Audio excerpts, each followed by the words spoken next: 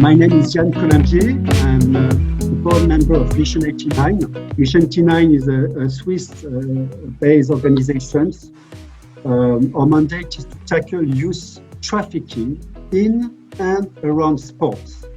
So we work closely with migrant populations who hit the road of migrations and convinced they can build a better future with their sports skills because they are talented athletes. And so how to assist that? We have, first we do advocacy to those target youth. We talk to them, we approach them, try to inform them about the risk they are facing through sports trafficking. We do also a kind of, I would say, positive lobbying around institutions to try to promote regulations and to help the regulation to be in place, to recognize those athletes and to create a framework of actions, institutional actions. And to highlight all of those dynamic, we have a campaign called Not in Our Game. And this campaign mobilizes resources and trying to create global awareness. So we are again very happy today to welcome all of you on this topic. How has the pandemic and the restrictions imposed affected victims of irregular migration and football trafficking? To run this conference, I'm very, very happy to welcome Dr. Ilknur Hacisoftaoglu. I hope my pronunciation was good, Dr. Ilknur. She's a very inspiring and very committed woman. She's a member of the faculty of Istanbul Bilgi University, working as a department of sports management.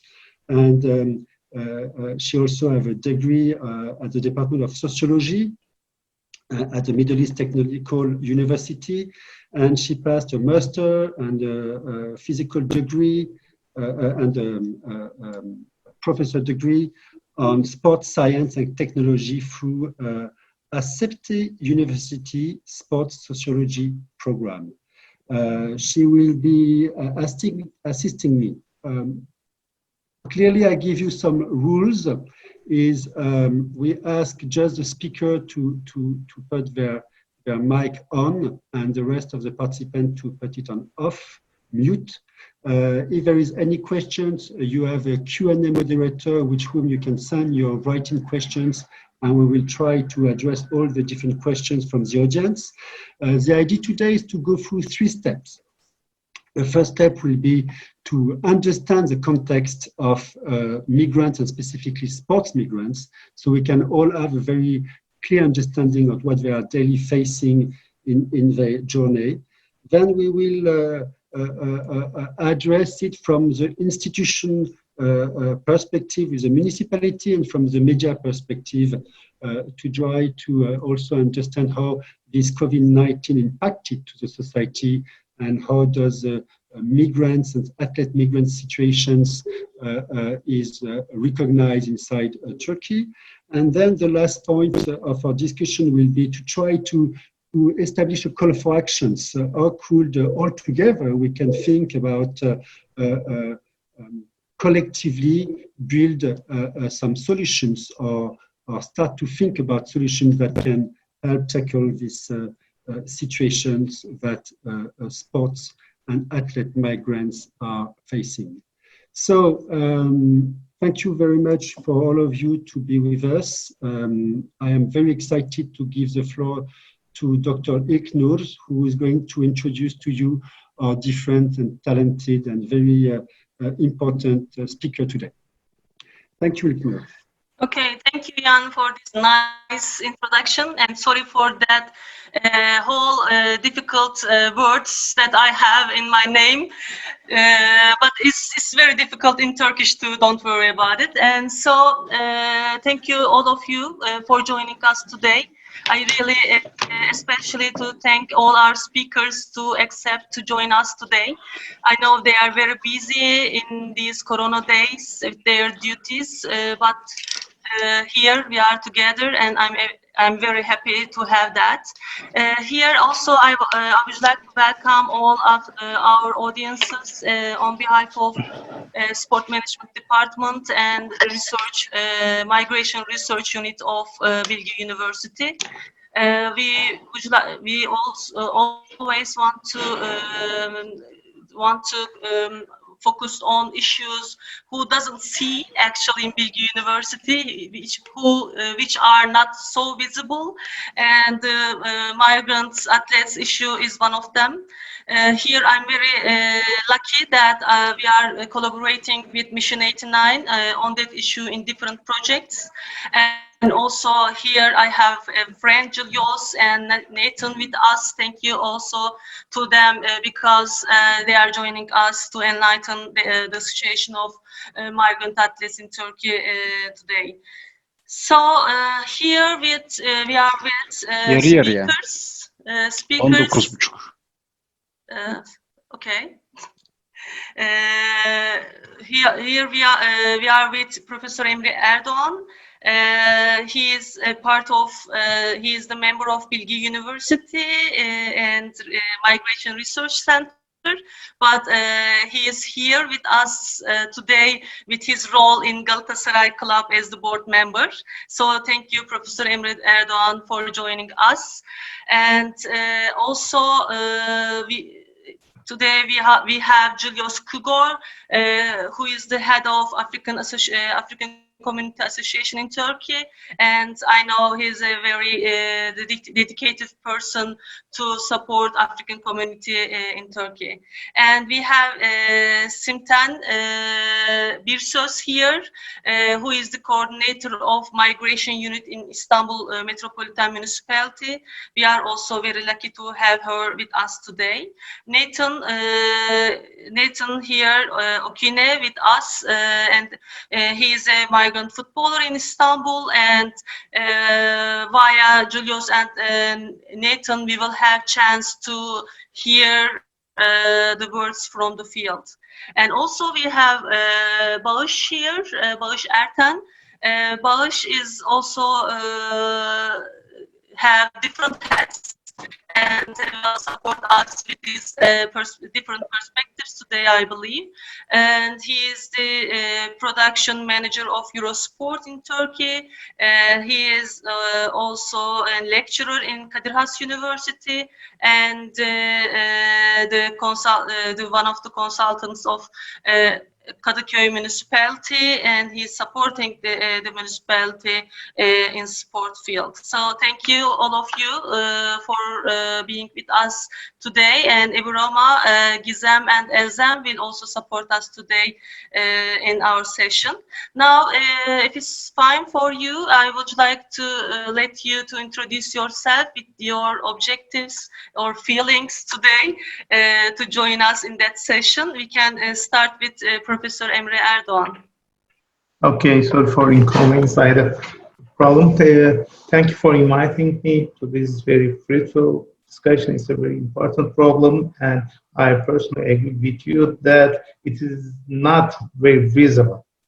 I have two hats here. I'm a board member of Galatasaray, and I have some institutional opinions, but on the other hand, I'm an academic working on the migration issue, and I personally believe that visibility of all migrants is very important, especially the issue we will discuss. The situation of migrant scholars here is not perceived enough by the Turkish society, and I personally believe that even this small discussion will contribute to our common understanding about their situation, and I believe that due to the efforts of Julius and Nathan, they are very valuable. I'm very happy to be here with them, and that's why I'm giving the floor to them, because I believe that in this stage their contributions will be more valuable. Then, of course, I will speak. Okay. And we can continue with Simten. If it's fine for you, Simten, we can hear you. Hello, everyone again. My name is Simten. I work in coordinator of migration unit in Istanbul Metropolitan Municipality since April. Actually, it's a new one, but we were on field since July, and we were looking for some ways to support the field. So this is why I am here. We are trying to find out what municipality can contribute to the problems on site. And there's one more reason why I'm here. I'm graduated from Istanbul Bilgi University, both in BA and MA, and I'm always feeling happy to be with Istanbul Bilgi University's colleagues. So I'm also here to learn more about the cooperation areas. At the next steps, we will talk more about those. But we have some ideas for cooperation, and I will be glad if we can find some positions on cooperation. We will be very happy to listen to that cooperation ideas, definitely. And we can continue with Julius to introduce himself. Thank you very much. I'm so delighted and I'm part of this meeting. My name is Julius Kugor. I'm the president of African Community Turkey, Istanbul. Yeah, I'm so grateful to be part of you guys this afternoon. Thank you. Thank you, Julius. And we can continue with Bagis. Thank you for inviting me for this discussion, first of all. I would love to be part of it, but I'm not in a very good position, as a place. Sometimes I miss the communication and connection. Sorry for that from the beginning. But what I would like to highlight is there are two main problems in migration of footballers in Turkey. One, stories. As a 20 years old journalist in sports journalism, I'm really caring and interested in the stories of migrated football players and their stories. There are many of them. If you dig it, you can find many of it. And whatever you reflect is always have its good presence in the society and also good presence in the media. The second one is the hidden racism in Turkey. Although Turkey always insisted that Turkey is not a racist, especially to the black football players or black people. So I would like to be part of this and contribute to these two main problems in the end. And of course, with my municipality hat, what we can do as a municipalities, as a little maybe projects for some towns or some places or some clubs, we will find out. I hope we will going to find out some good references or solutions. Great. We are really lucky to have all these people here to be a part of the solution. Thank you for your introduction, Bagis. And we can continue with Nathan. Nathan, to introduce himself and with his objectives to be here. Thank you very much. I'm very grateful to be here. My name is Nathaniel Okain, and I'm a footballer in Turkey here. Let me say, a migrant footballer who, by the grace of God, I've survived. So I'm very pleased and very happy to be part of this program. Thank you very much. Thank you, Nathan. So, Yann, I think it's time to continue with the stage one. Fantastic. Yeah, thank you very much for all of you for your introductions.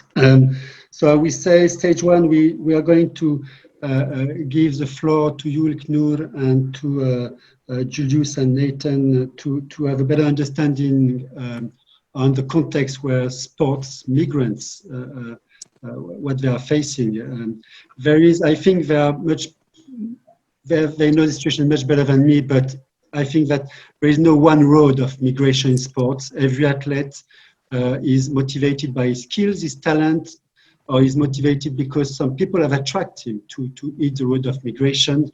But the more important is they want to contribute, they want to build a better future. Sometimes the reality is different to what they expect, but they have skills, they have competencies, and they have a role to play, and that's the most important thing. So I give you the floor, Ilknur, for this first stage on better understanding the context of migration, specifically in Turkey. Okay. Yann, thank you. And as I try to explain at the welcoming part of this session, for our university, it is very important to make visible the problems in the society, social problems in the society. By with that perspective in our department and research center as well, we started to work on the migrant athletes to see their situation. As a matter of fact, I should admit that it is a very new area for me too. And just for 1 year, I study on that issue. Before that, I study on migrant women and their physical lives in abroad, not in Turkey. But here now, for 1 year, I'm studying on that issue, and I learned many things from Julius. Thank you, Julius. And it is clear that we have that problem in sport field, especially in football field, because football is a very big industry. For maybe 30 years, it's increased. The industry is growing as it became very visible in Corona times. It's also very sensitive, very breakable, and so. So in football, football by being a very big industry also became an attraction platform for migrants from all over the world. Of course, we also always see the stories of stars as foreign athletes, and but frankly, as a matter of fact, they are the few.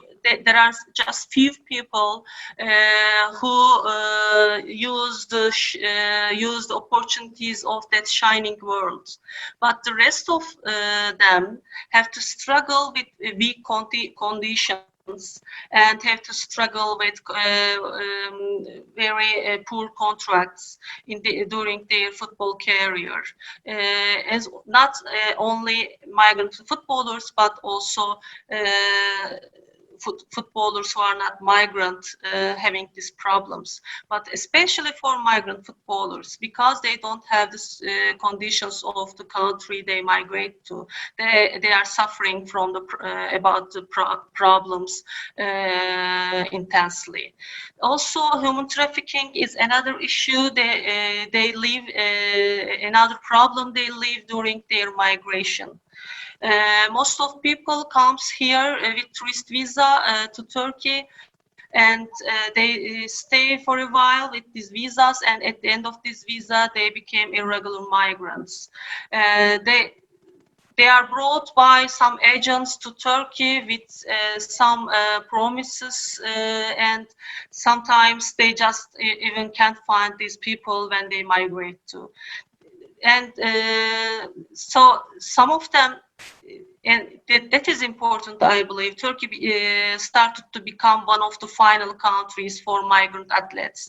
That's why this problem, this issue becomes more important day by day for us as people who cares about migrants' conditions in our country.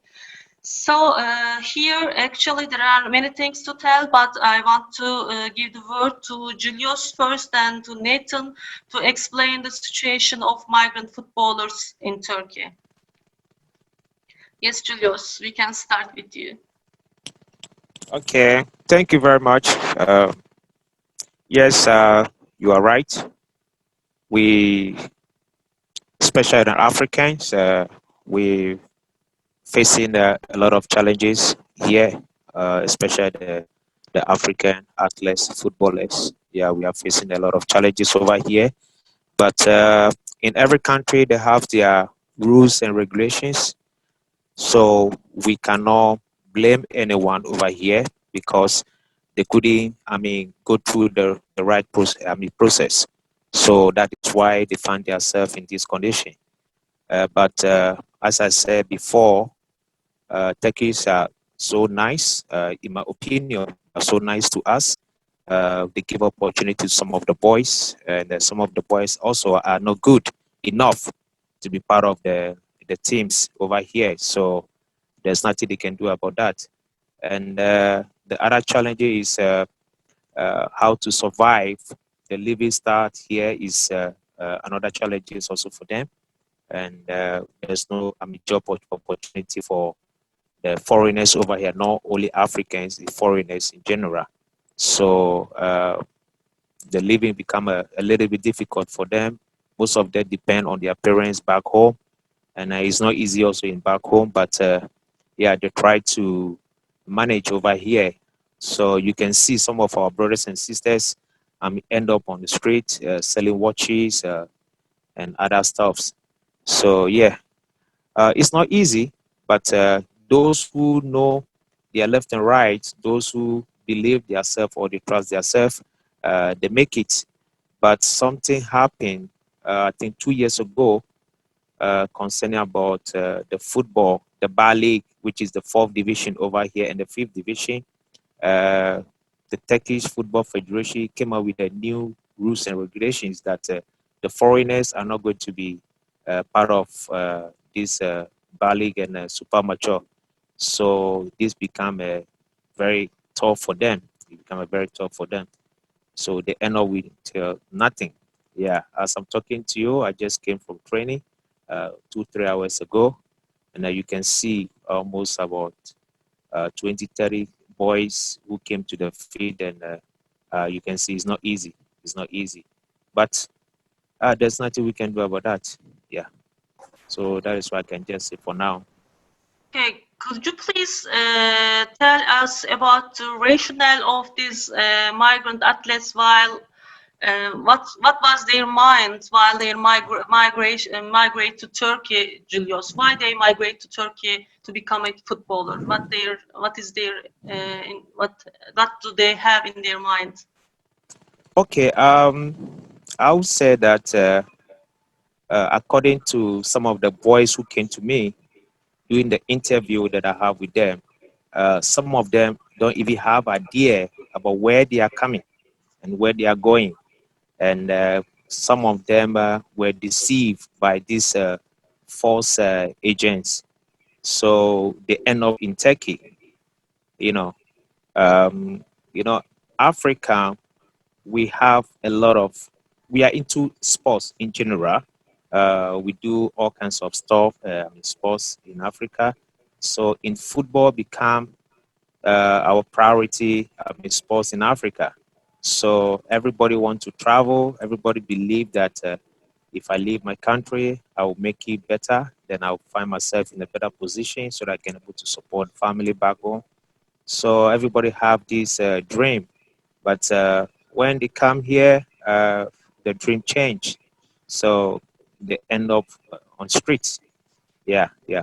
So they have Turkey is one of the, advantage country for especially for Africans, because I have been the almost 26 country in the world, and I see that Turkey is good to us. Turkey is almost like in Africa. Yeah, so that is why most of them choose to live here. Yeah, so that is it. Okay, thank you, Julius. Yeah. Yann, do you have a question? No, I think it's clear for me. Thank you, Julius. Very interesting. I think what you say raises a lot of questions. Going through a country in all the continents, you should have an expertise impressive. Yeah. But your words are very peaceful. You're Yeah. accepting the context, and that's the most important. Yeah. Fighting for life is first accepting the context, and I think that's a very important message you are sending. Thank you. So you can continue. Yes, Nathan. Hi, Nathan. You can continue with you if it's fine for you to explain. You can share your experience of migration with us, and then you can also share your observation in Turkey. Okay, thank you very much. I'm very happy to be on this platform, and once more again to brother Julius Kugor. He's our president, and he has been very good to us, and he has been coaching us almost 4 or 5 years since I came here. Yeah, I'm grateful for him being here. Thank you. I came here around 2015 through an agent, and he told me with my agent in Ghana then that they are going to help me to come for trials in Turkey. So I agreed, and my dad was the one responsible to pay everything, because my dad is having a lot of children in Africa, our fathers. So he helped me, and I came here. So he paid everything to the agent, and I came here. When I arrived at the airport, I called the agent several times. He couldn't pick. I called him the 8th time or the 9th time. He picked, and he said I shouldn't call him again. So that was the day it started. So I became furious. I became very worried. So I didn't know what to do, and I called my dad back home again, and I told him about what is happening. So he called the agent back home in Ghana, and he told him what is going on. So I have no option.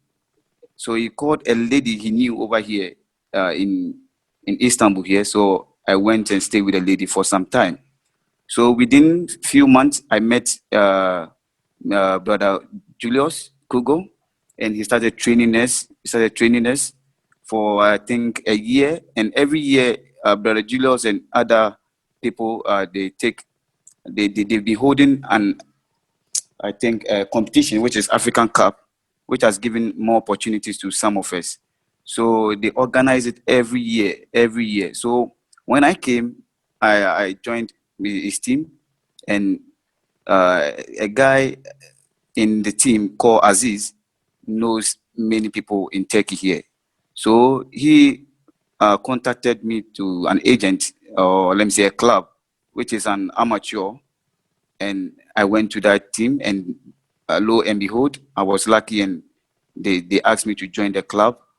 So they accommodate me, and they give me at least something small for every month, and they feed me for some time.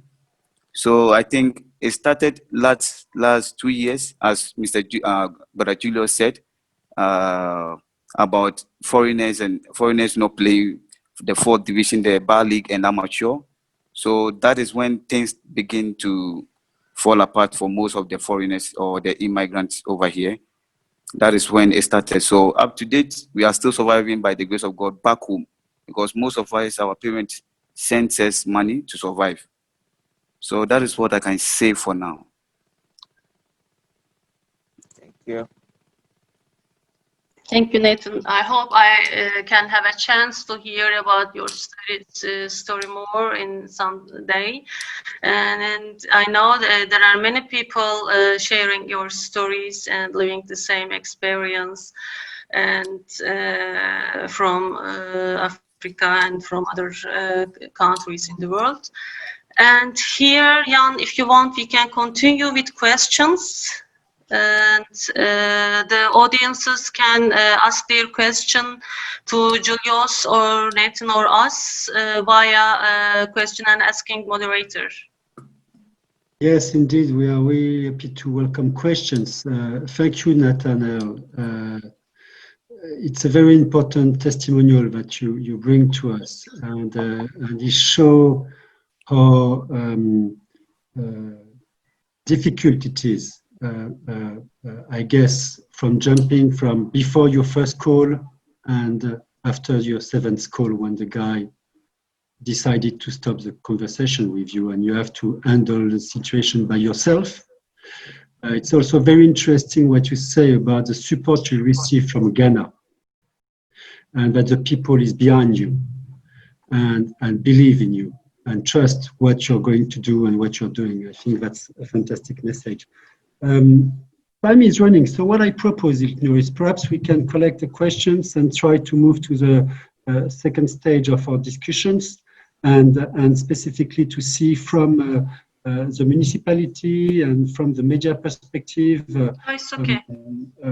First of all, if this is a COVID-19 pandemic situation, to really highlight those migrants' context. And perhaps it could be also interesting and to have an understanding on how those athlete migrants is recognized or not inside the global migration system, and to have this idea from the municipality and from Bagis from the media perspective. So I propose to move to the second part, which is really the complementary part before joining the cooperations. So floor is yours, Ilknur. Okay, so it will be nice to hear about the municipality, and we can continue with Simten in that case, and I will be very happy if she shares the municipality's perspective on migrants before and during Corona, and also share her thoughts about the situation of migrant athletes after Julius and Nathan's words. Okay, thank you again. It's a complex situation after the COVID. While we are beginning the planning works with the action plan of the migration unit, we were always thinking about standardization of municipal services, and then we were talking about coordination of the activities on site, some mapping activities, and mostly cohesion activities. And a part of these was including livelihood activities. But when the COVID appears, everything has changed. We were thinking that we are on the stage of development, and we were thinking that we reached a point and we don't need protection and basic needs services, etc. But pandemic changed the things, and we started to provide basic needs, and we started to collect data of the migrants who are in need of emergency items like food, hygiene packets, etc. We had some cooperations with international organizations, and we used our sources to provide these kind of supports, and we provided approximately 8,000 packages nearly until now, and we are continuing it. We have some cooperations with NGOs, and we are working closely with the Julius also on that. We are happy to have him in this process. It is really appreciated by our side. So at this point, we are mostly planning to continue the continuation of the basic needs, but we are reorganizing our action plan. Our action plans were saying that we should create some harmonization and meeting points for the migrants and the host community, and sports was one of the tools that we use for this. But we should focus more online jobs and, if possible, some creative activities, and find out how to support the people on site on more, how to say, livelihood activities. This is more important right now. We had some plans at the beginning. We were talking about making all municipal services inclusive. We are on the phase of assessment of IMM, Istanbul Metropolitan Municipality, and the district municipalities. We are trying to all municipal services inclusive. This means sports activities and all kind of supports that municipalities provide for amateur sports clubs, some material support, etc., can be inclusive also. We are trying to understand the limits of municipalities on doing so, and try to make an advocacy on national level on municipalities to use these kind of sources also for the migrants. You know, there are so many obstacles on the legislative process of the municipalities, but there are some national plans that we can refer, and we will collect these and make an advocacy to make this possible. And also, we are trying to make a kind of lobbying activity with the fundraisers on directly fund municipalities on these kind of things. because this is more sustainable. The sustainable, and municipalities can take more role on this process. So another thing, we are trying to use the city council for participation. As far as I know, city council will have some activities. Of course, it's a participation tool, but it will have some tools for how to say development. So we call all the migrants to be in that process and to affect municipalities' policies. So this is a part of the integration. So lastly, I should talk about an idea. It started from the LeBron James I Promise project. We are trying to make the cohesion process with some role models on site. If you can use the model footballers on site and match them with the children and youngsters, it will be a kind of good model to motivate children to be more active in their classes and maybe don't fight, etc. Anything, any cohesional activity can be easier in that process. So this is the idea right now. These are. Thank you, Simten. I just a question come to my mind while we are talking about city council. I believe it's a good idea to include migrants and maybe migrant athletes as well in city council. But what about the language barrier? We can provide translators on that process. Great. Short while we will have a translation pool for all municipal activities, including district municipalities. So we can provide it. We try to establish, encourage to establish the city council migration working group. So active. So if anyone interested, we will be glad to talk about this. Okay, great. Great to hear. And here we can continue with Bagis. And as we talked before, yes, we have ideas about these star foreign athletes in Turkey, and we continue to talk about them, but we don't know about the stories of the rest. And also there is an image of these people in media. And Bagis, if you share your ideas about that issue, we will be very happy to hear. Let us start with the maybe division of COVID. Before the COVID-19 and after the COVID-19. Yeah.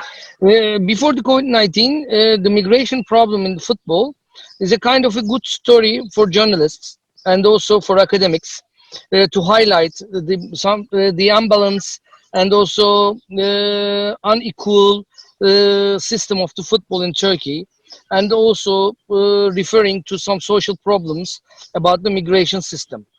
So it can be a very nice subject. It could be a very nice subject before COVID to highlight this about what's going on in this area. Do not neglect these people as well. You know, there was an organization, African Cup, with the head of Fatih Municipality. They are organizing an African football, African Cup, named African Cup, and all the black migrants are coming there and to want to be a famous football player, or not only a famous football player, to sign a contract with a club, and so to maybe to reach the target they aim when they come to Turkey. And at that time, it is very easy. For example, let me make a joke. If I'm a human traffic criminal, it is very easy to attract people to come to Turkey for football system, because the football system in Turkey is always subject to change. This year, rules are like this. The other year, the amateur club can contain an African player. 2 years later, it can easily change. or when you check out the structures of the football clubs, there is no good squad teams. There is no good scout system.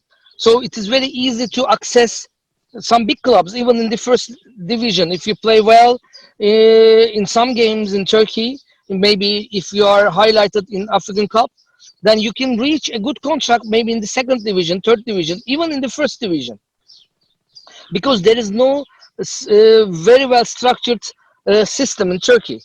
So when you come to Turkey, I believe that that's why it's a preference for the African people. They can realize that it is not that much hard to reach those clubs or those opportunities. If you are really talented and hardworking guy, maybe you can reach. This is like selling a dream for them, because if there is no system, then dream can come true. But this is the situation before COVID, in my opinion.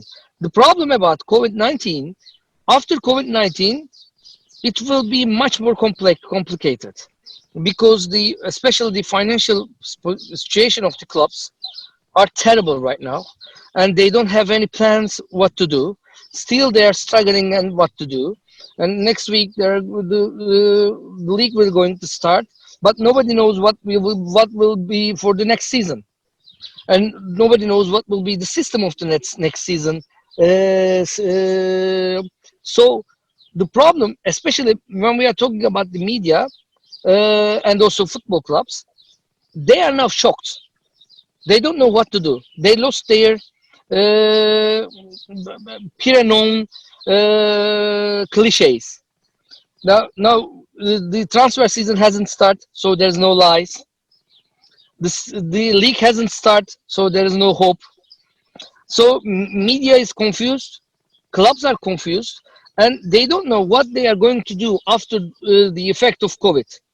Because spectators were not allowed, so the atmosphere will be complicated of the season, and the federation seems very much passive about what to do, and they have no idea for any rules.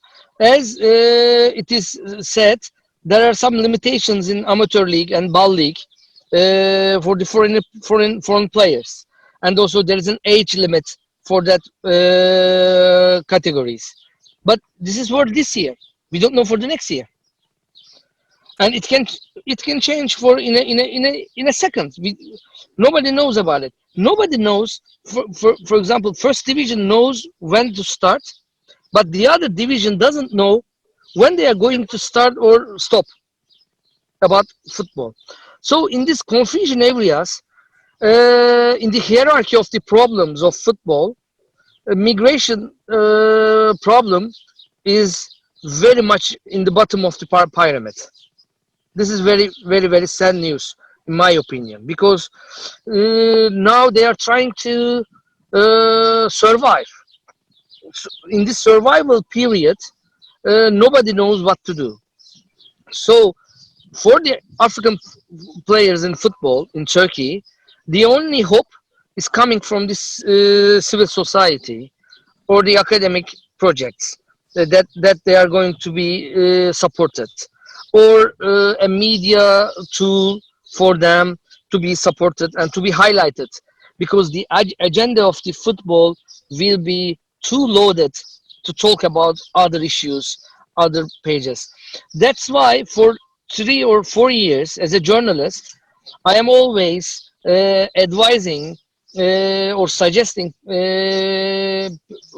NGOs who is highlighting this kind of problems not to take place in sport pages. There is no place for them in the sport pages or sport news in the television or the websites or the newspapers. Let us put them on the life sections. Let us put those stories in the sociologic part of the news, or the stories of players for the news, because you cannot find any place in the overloaded agenda of football right now. That's why I'm a bit Sorry for that, but that I'm a bit pessimistic about the future of football in Turkey and the all side effect problems of football in Turkey. Okay, definitely COVID-19 changed many things, Barış, in sports field as a field in which the body is at the center.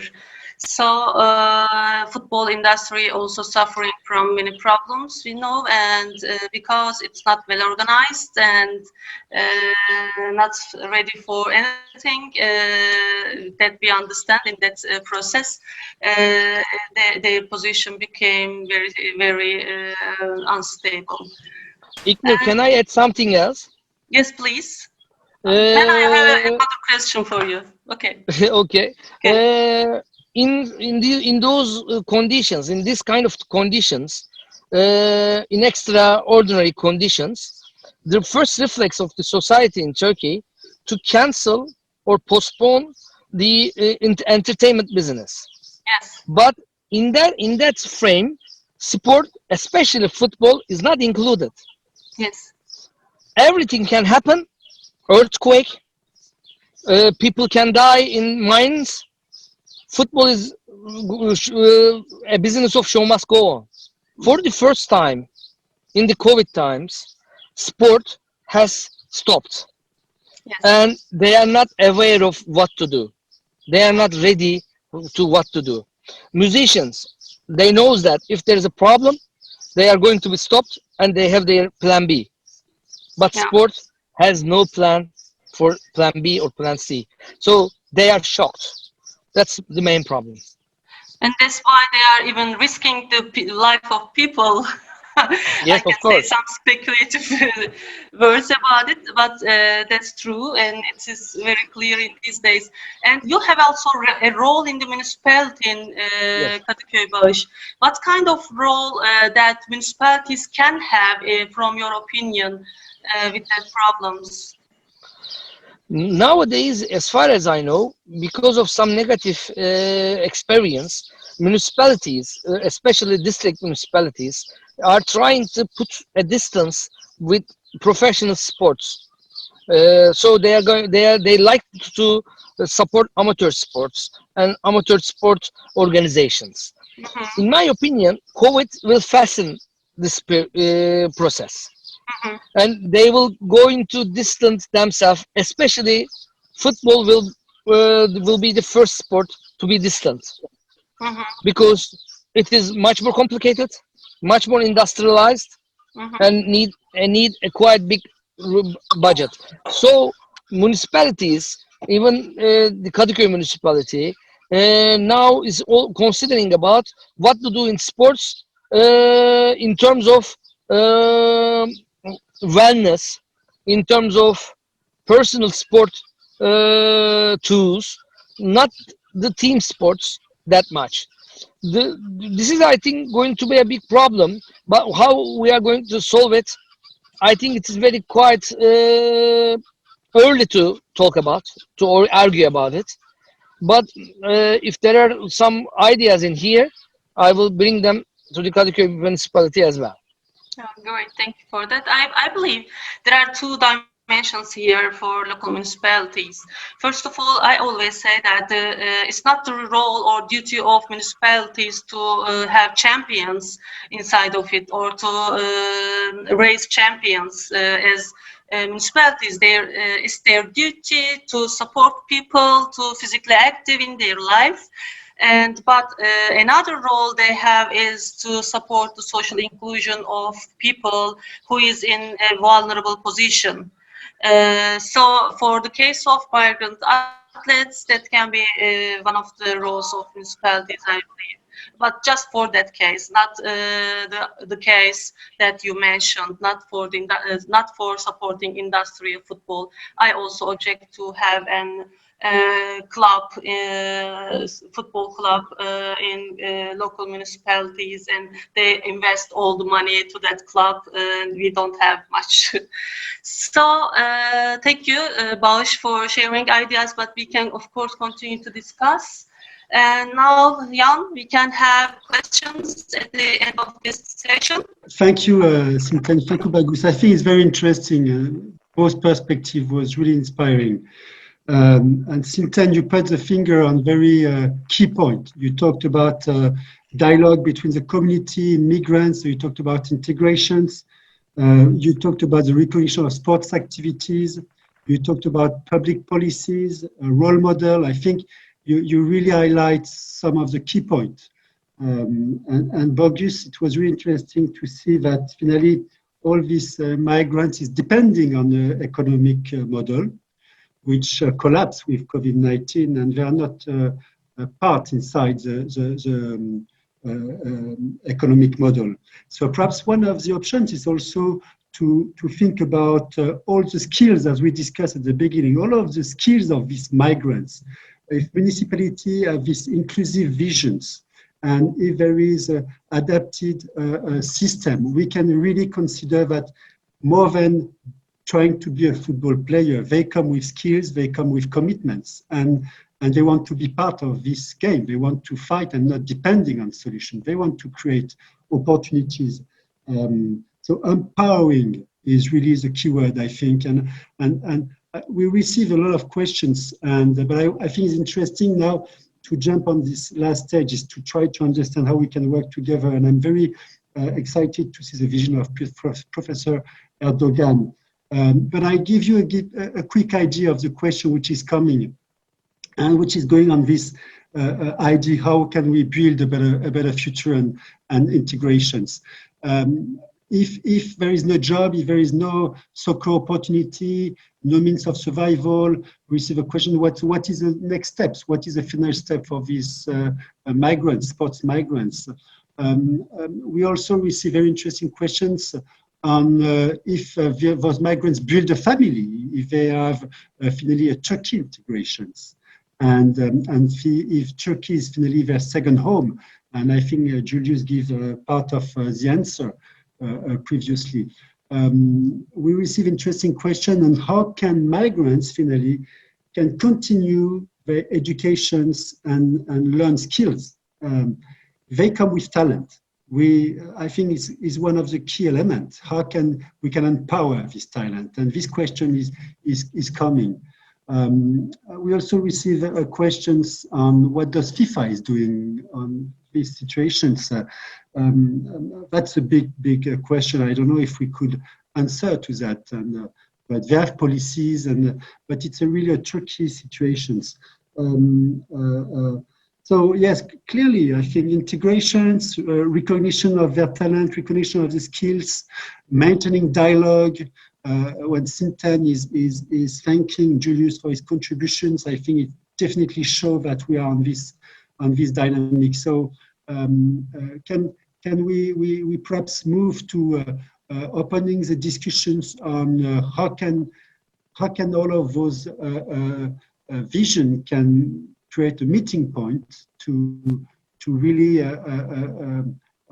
consider that we are not trying to tackle a problem, but to empower solutions. And that's why Professor Erdogan vision is going to be very, very interesting for all of us.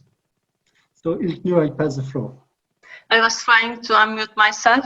Sorry for that. And Professor, it is clear that Professor Erdogan can enlighten us about the situation, general situation of migrants, and today he can also share his ideas as the board member of Galatasaray, what kind of role clubs can have to support vulnerable groups in sport. Evrama, please unmute Professor Emre Erdogan. Yeah, thank you. Then perhaps I will say couple of words. Then if you can open my presentation, I will move on. Yeah, first of all, it's a very specific problem. I accept it's not very. It's very related to the situation of refugees in Turkey. It is very related to the situation of refugees who are trying to live in Turkey. First of all, informality. This is the first thing I need to underline. There is Yeah, we know that we have about 4 million Syrian refugees living here, and according to official statistics, only less than 100,000 of them, they are working legally. And we know that they are working. They need to work illegally. It's a very clear, specific example of how the Turkish economy is informal, and perhaps Bagis will also accept that the football business is also very informal. Even in the top level, we need to fight with many difficulties to develop revenues, etc., etc. Second, we have many legal problems. Until 2013, we didn't have any regulation about refugees.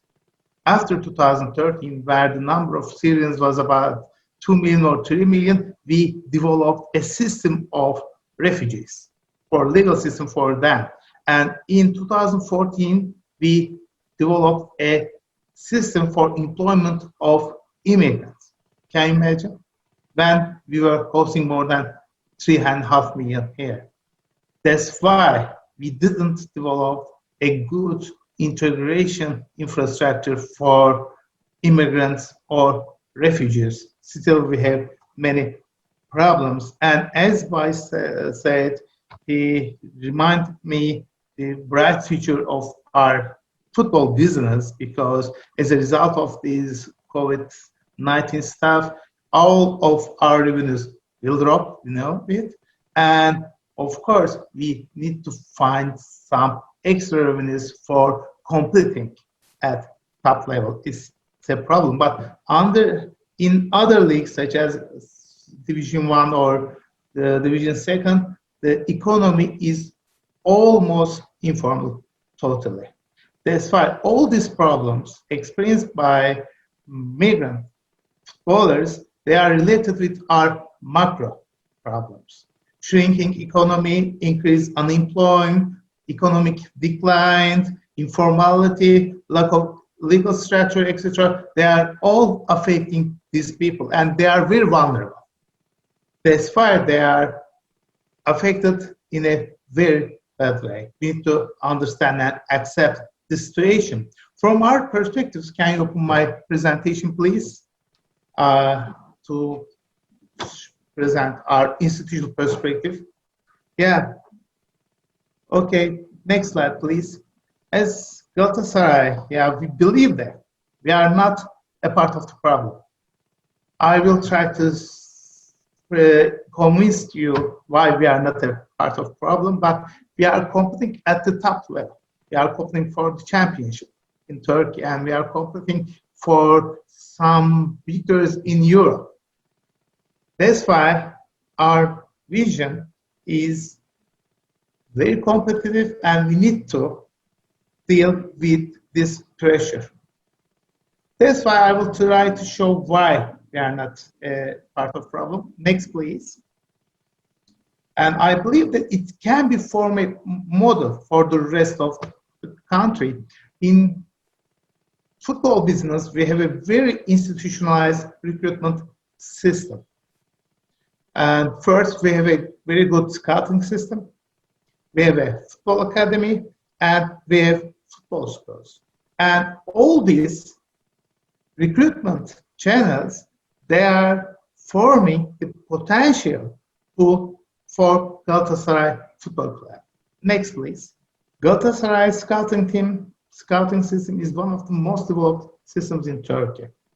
We are scanning all major leagues in the world, and they are also scanning lower leagues in Turkey. And they are recruiting talented footballers to our major team or all other teams. Next, please. We have a very big football academy. It is composed of about 300 footballers, and it's in Turkish, I'm sorry, but they are very competitive at each level. And many of them, they are playing in other clubs, and some of them, they are becoming a part of our first team, major team. So, for example, Ozan was one of them, and Mustafa Bilgi, etc. And we are recruiting all these children from, as you can see, from 8 years old. Can you imagine?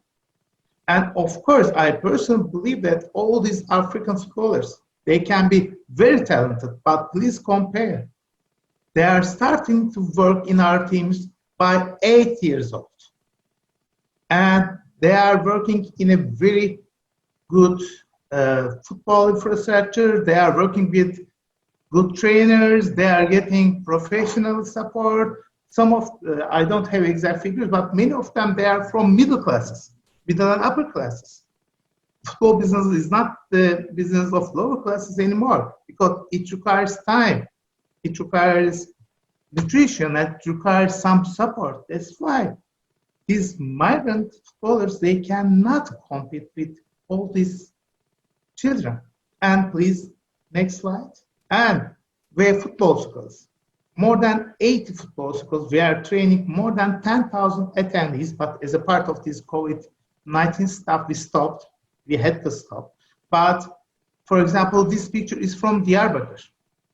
We have a school in Şanlıurfa, and in many places we have 31 football schools in Istanbul, and we are recruiting all these small children.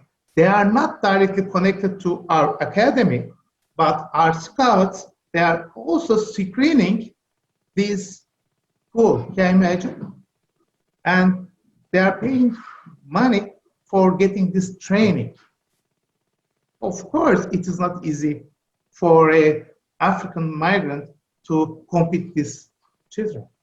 That's why I say we are not a part of the problem because our recruitment system prevents it. Please, we have some other, next please, next slide. Yes, financial fair play.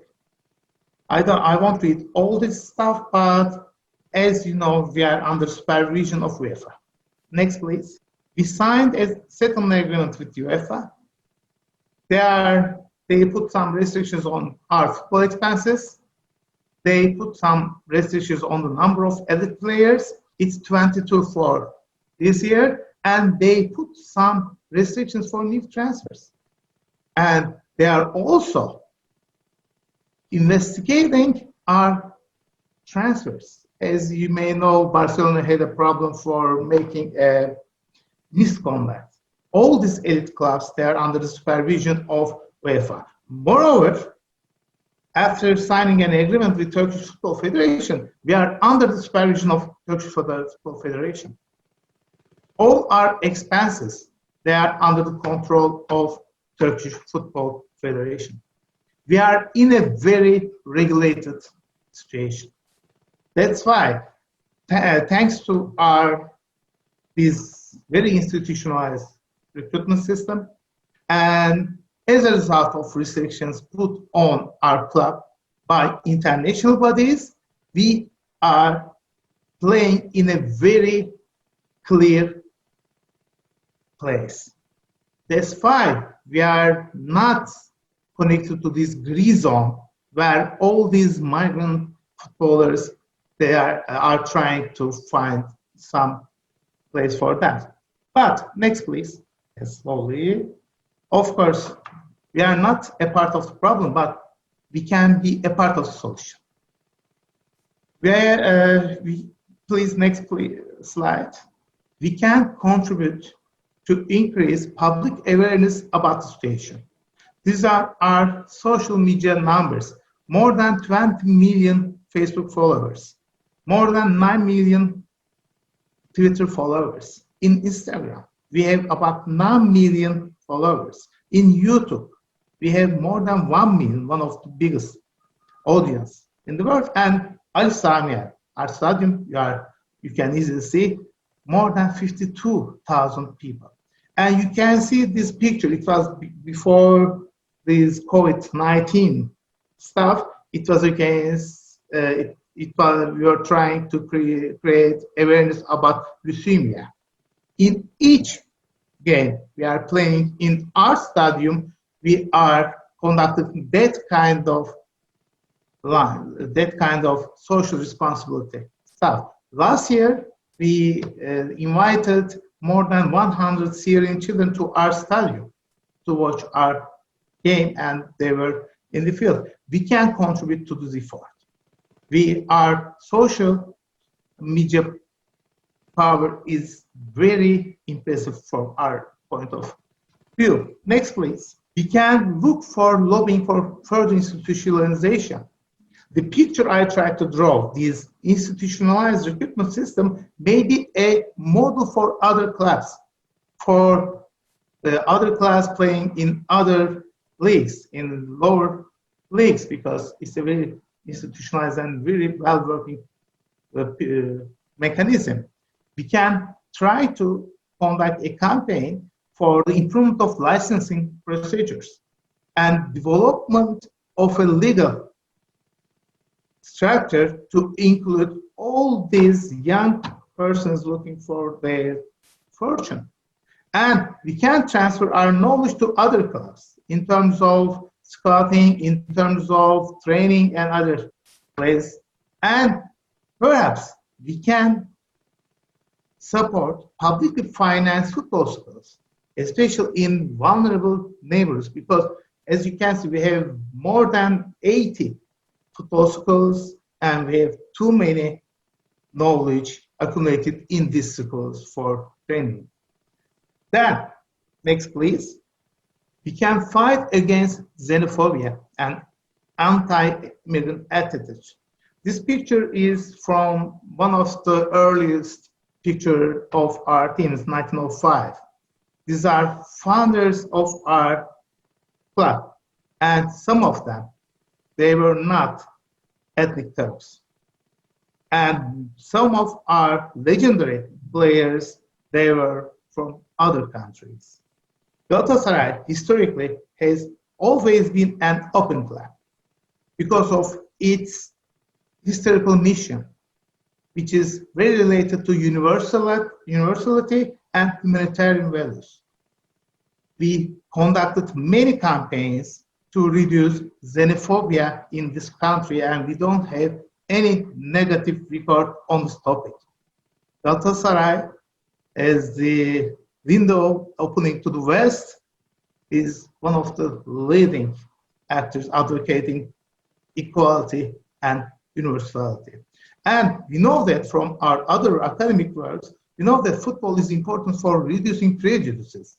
For example, there are some academic works conducted in Liverpool showing that after Salah Mohammed, prejudice against Muslims decreased. And there were some field experiments conducted in Iraq, and they show that people playing all together, they have lower prejudices against them. Racism and xenophobia is one of the most important problems of today. And we can reduce them thanks to this very beautiful game, football. That's why I believe that it may be a good beginning for further cooperation, institutional at least. Thank you. Okay, thank you, Professor Erdogan, for your nice words. It is great to hear these words from one of the biggest clubs, board member of Turkey. I know the club also supports these words, and I'm really happy to hear that. And it is very clear that it is very apparent that. Here in Turkey, these three teams has a big power to influence people. So I believe to increase public awareness on that issue can be a really nice agenda, great agenda in the notebooks of these clubs. So we will be very happy to support your club if you need anything about that issue, and we will really happy to see these policies in your agenda. Also, lobbying is also another need that the migrant athletes needs on especially institutionalization. As you said, there is an informal world of football, but at the backstage, we still need institutionalization, and we have many things to do together for that, I believe. So maybe here Julius and Nathan can share their ideas for cooperation hopes they see from they heard today. What do you think, Julius and Nathan? Okay, thank you very much once again. Yes, Professor Edwin have said a lot, but I agree with him and I disagree with him some parts concerning about the footballers. He said something about the Turkish or their citizen started at the age of 8 years in the football academy. So you can see the potential, you can see the facility, and the African players in general are middle class players in terms of because of they don't have the facility. Yeah, that is true. But I want to assure him that Africans are talented physically, technically. We are gifted. That is one. If you can see in France won the World Cup. Who won the World Cup for the France? It's African. Who won the European Cup for the France? Is African. And those players, most of them are migrant like my people. They migrate, some of them migrate from Morocco to Spain, Spain to France. Some of them migrate from Libya, Italy to France, or Germany or other European country. Not all of them, but some of them. You understand? So what I'm trying to say here is beginning of everything is always like that. Give opportunity to the person. Watch the person. See what he have. Because I believe God have given talent to everyone. And if somebody have the talent, you can see. So what you have to do, develop the talent of that person. Then you become a great.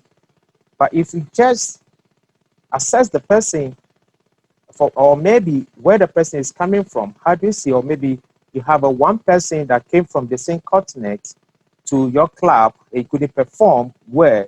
So that means all the African players are the same. Then I'm not agree with that. You understand?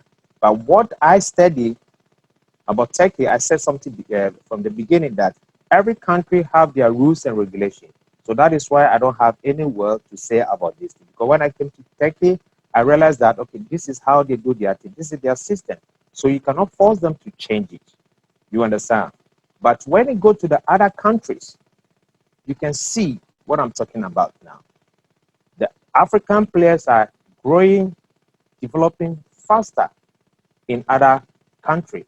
And those players that you see, most of them are playing league, even though our leagues are low, financially very poor. But I can tell you, they are talented, they have something special in them. And if you give that opportunity, they will explode. That is it. So give that opportunity, come or see the player by yourself, or go to Africa, see the player by yourself, pick them, or those are here also. Every year we used to organize a tournament. I organize a tournament. Every year we used to have a good player. Some of them travel to Bulgaria, some of them travel to Czech Republic, and some of them now play in their national team.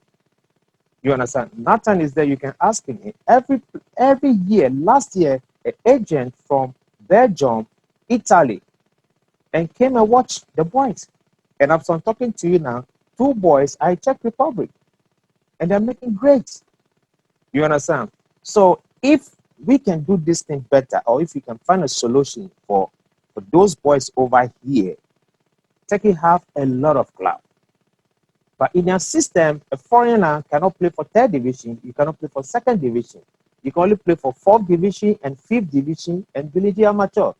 But now, a foreigner cannot play for even the 4th division and the 5th division. 3rd division and 2nd division is forbidden. It's for them for a long time before even I came to this country. You understand? So why don't you give the opportunity? Why don't you open the door for them?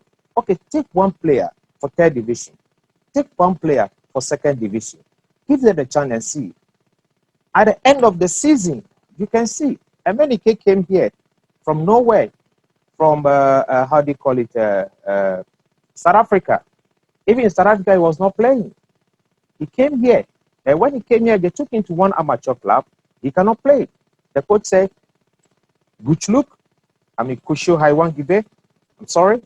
I'm a technique yok." You understand? And they took him to Cyprus. He went to Cyprus. He couldn't make it. And one man just saw him, pick him to Karabuno. And that season, Emenike was like a fire. And now Fenerbahce went and bought him almost about 10 million euro. So you can see. And now Emenike became a big star. Stephen Appiah came to Galatasaray, I think 86. There were 5 with Kense, with Farouk, with I forgot some of them. Mohammed, one of them even died in Greece. And Fatih Terim took, I don't know whether it's Fatih Terim or other coach, I'm not sure. They took the 5 and Appiah gone. But after Appiah became a big player and Fenerbahce went and bought him. Even though he's not a migrant, but I'm just giving examples. You understand? So what I'm trying to say here is, let's give opportunity to the boys. Not all of them. Come wherever the Africans are gathering and training. Come, send somebody by yourself, by the club. Come and watch the players. You will see. Give them a chance. Don't give them money. Give them a place to sleep. Give them something to eat. Motivate them. Then you see something. Give them 1 year. 1 year you can load them to water petete. Then you see how they will explode themselves. So that is it. But if you don't give opportunity to them and you are depending for only the Turkish players, fine. Turkish players are good. I've played with some of the Turkish players. They are very good. But some of the Turkish players also are lazy. They don't like to train. Gomez came to your club. You see what Gomez did. You understand? When the players in the club, Gomez in training. Personal training, he was training alone. You understand? So you can see the potential, the vision, the dream that the player have. That is how African players are. We just need motivation because where we are coming from, I'm sorry, it's a little bit difficult for us. So when we find opportunity, we want to explode immediately. But if you're not giving the chance to us, we can do it. They'll be on the streets. So there is a solution for those boys over here. If the clubs, the 18 clubs, the 18 PTT clubs, who agree, we can do something for the boys. Trust me. Thank you very much. Thank you, Julius, for your word. So it is I'm very happy to put that network between you here today, actually.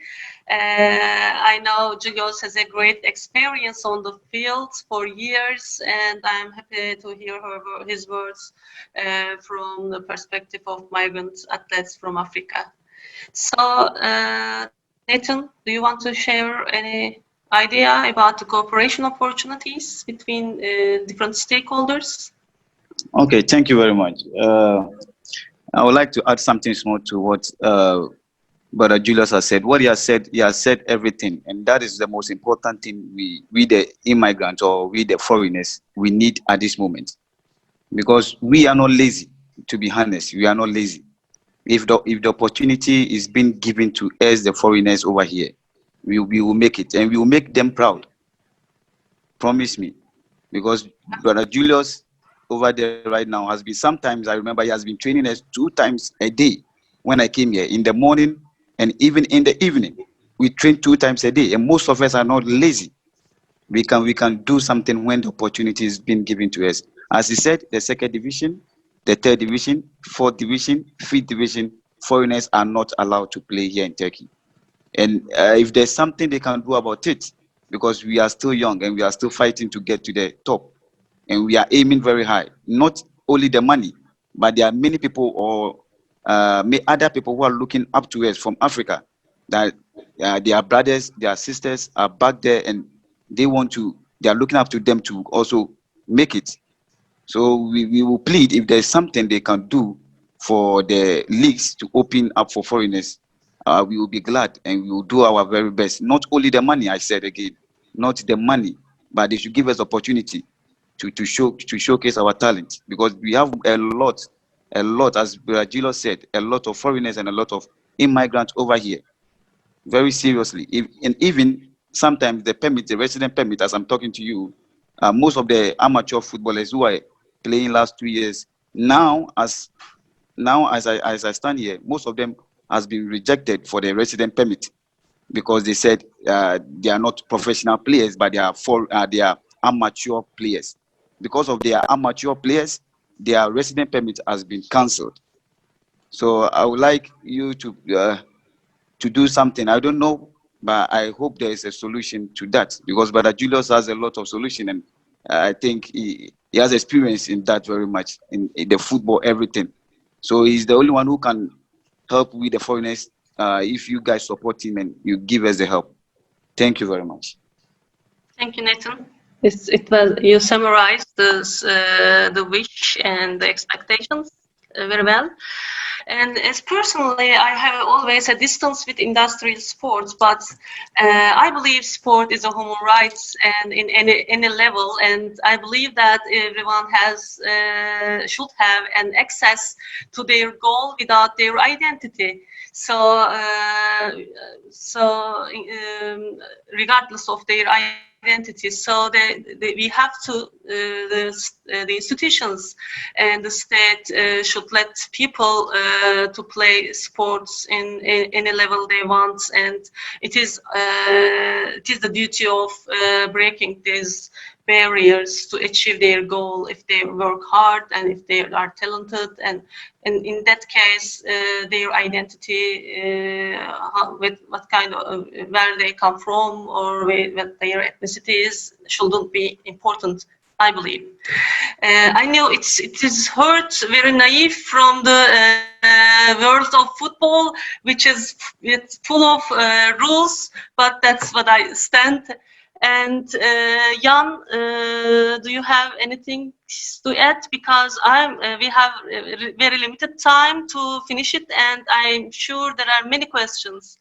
And of course, I should ask to our guest speakers as well if they have anything to add at that stage, the final stage. Professor Erdogan is handing up. Yes, Professor Erdogan. I couldn't see it. Okay, sorry. Thank you. Yeah, I need to clarify my position. I agree with you, Julius. Yeah, they are great players.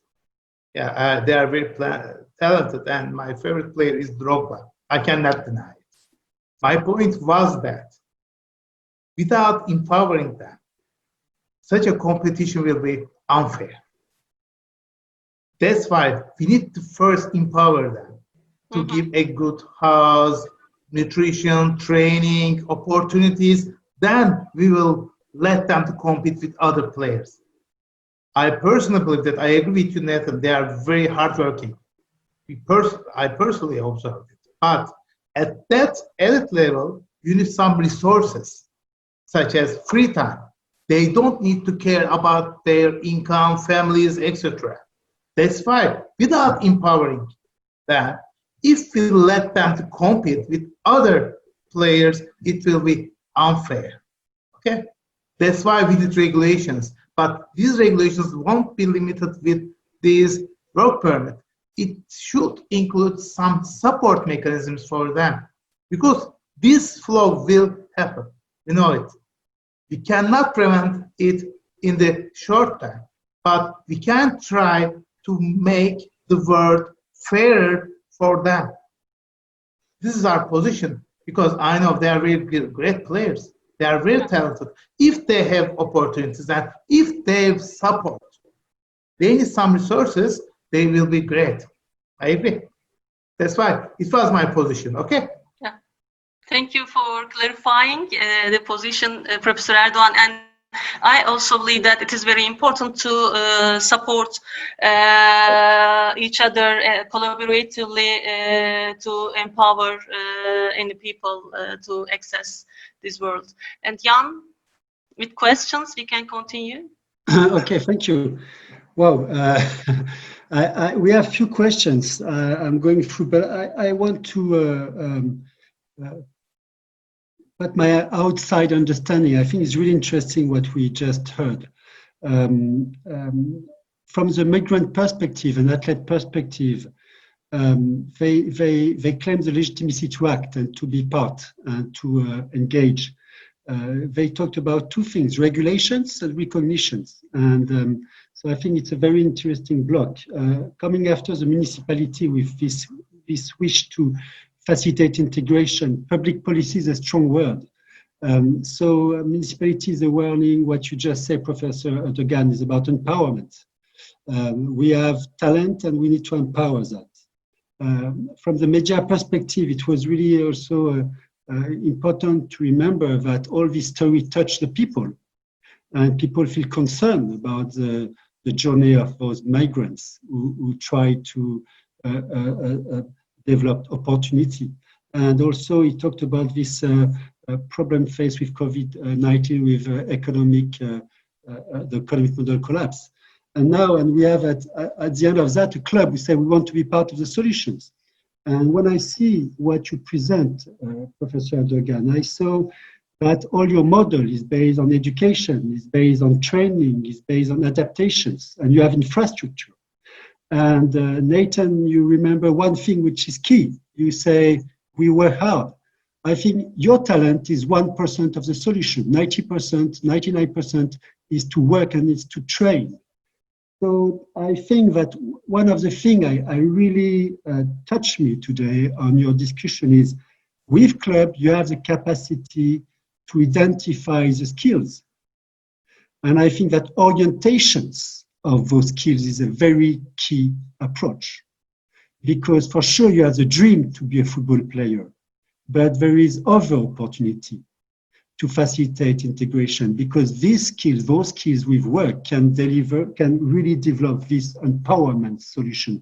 And I totally trust that today we are not talking about helping people, but empowering people. And I think when Simten, you talked about what is a cooperation, I think that's a fantastic driving force to say the cooperation is to create empowerment. We have clubs with resources, with capacity to identify.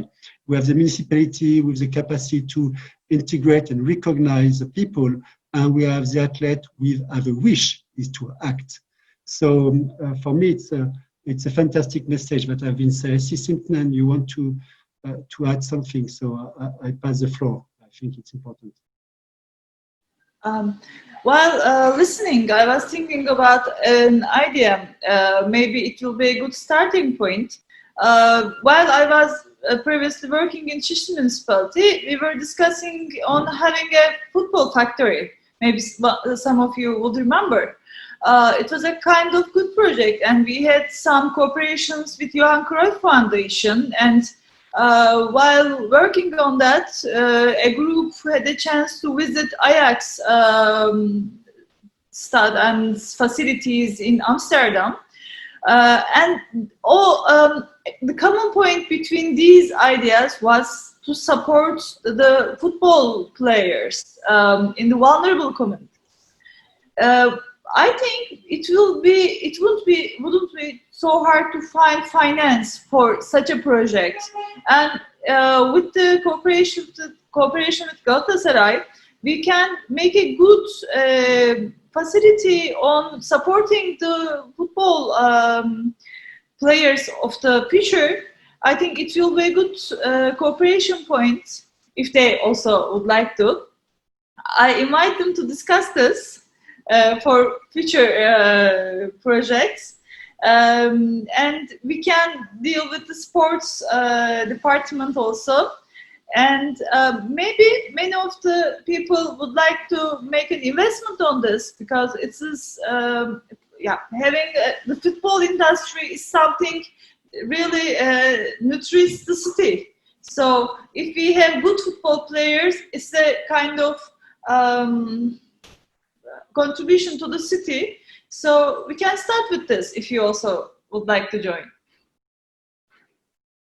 Just before pass to the Professor Erdogan for his words about what Simten says, I would like to thank Bagis, Erten, for joining us, because he has to leave for another meeting right now. We can hear your last words if you want, Bagis. Yes.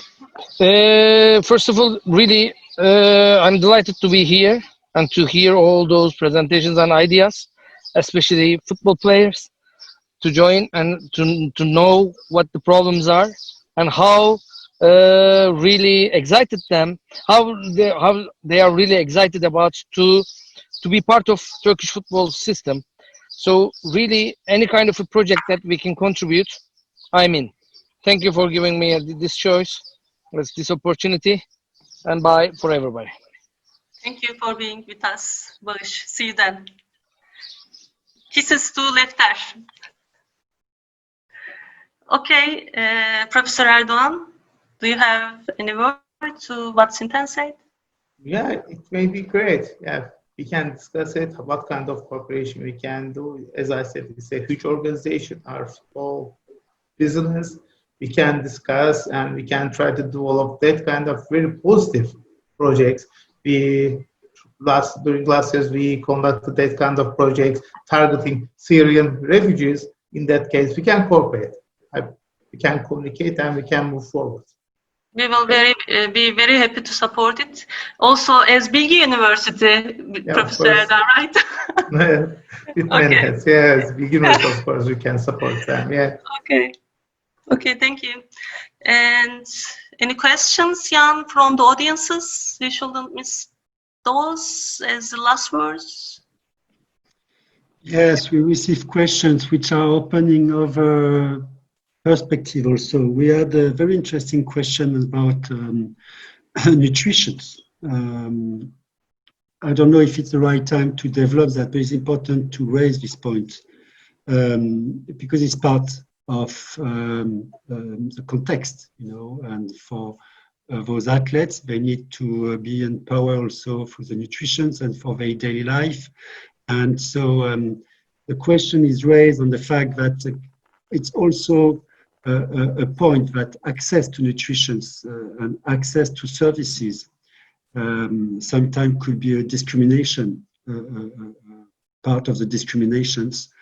And so Professor Erdogan make a very interesting presentation on fighting racism, for example, and the question raised that is, but it's also part of what we need to tackle is facilitating the daily life of those migrants.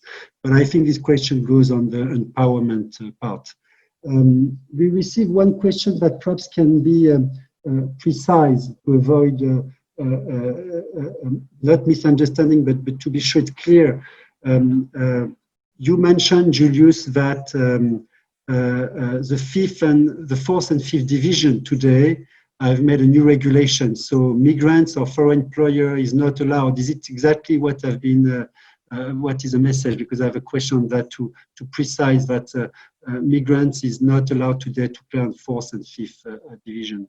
Yes, that is exactly what I mean. Yeah, the foreigners, not only the Africans, because we have other players also from the nearby countries like a Balkan region. They cannot, please not allow now to play for the fourth division and the fifth division. It is not allowed. That was 2 years ago. Yeah. Okay, great. And Julius, perhaps you can answer to this question about nutrition. Is it a real problem to access to healthy nutrition today for you as an athlete and for all your fellow migrants which are athletes? Is it part of your daily fight? Come again? I didn't get you clearly. The question is, can you give a little observation on the issue of nutrition, access to healthy food? As an athlete, we all know how important it is. And is it part of your daily fight to provide healthy and adapted nutrition, specifically when you have 2 training per day? Yes, it is true. And it's very difficult for me to provide all these things for them, especially the medical kit and food. As I said from the beginning, since the super mature and the bar league have been cancelled, things have become difficult for my people. So during this COVID-19 period of date, like a month ago, it wasn't easy at all. It wasn't easy at all. You need to see by your eyes. Yeah, it wasn't easy. But help from my sister over there Ilknur and Madam Setan. They provide, huge foodstuff for my people with washing soap and hand cleaners. So yeah, we supply almost 1,600 houses food. Yeah, so I'm very grateful for that, and we hope to see more. And concerned about the healthcare also, we African community, we have some 1-year agreement with there is an organization called Dunia Doktala. So they are taking care of most of the African who coming to me in terms of when they are sick or something like that. Yeah, so it wasn't easy. Yeah. Thank you. Very, very important. Yeah. We have other questions, but I think it's time to not to give a hand to this call, but to prepare next one. Yeah, I think always very interesting point. I saw a very touching question: is what's happened to the boy who do not find an amateur club to play for? And I'm sure, Nathan, you have a lot to tell about that.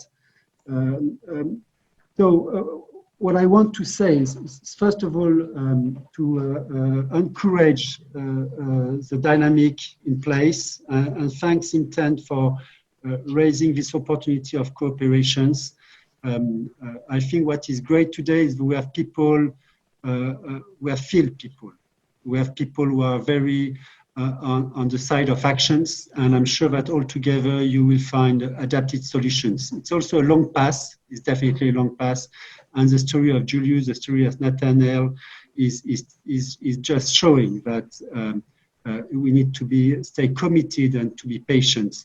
But when I see the quality of the discussion today, and when I see that we talked about empowerment, we talked about integration, we talked about regulations, recognitions, I think we are definitely on the right processes, because this is where we are going to find the solutions, is by empowering opportunities more than trying to help people, even if it's bring helps. But empowerment will be the long, sustainable way to make a difference.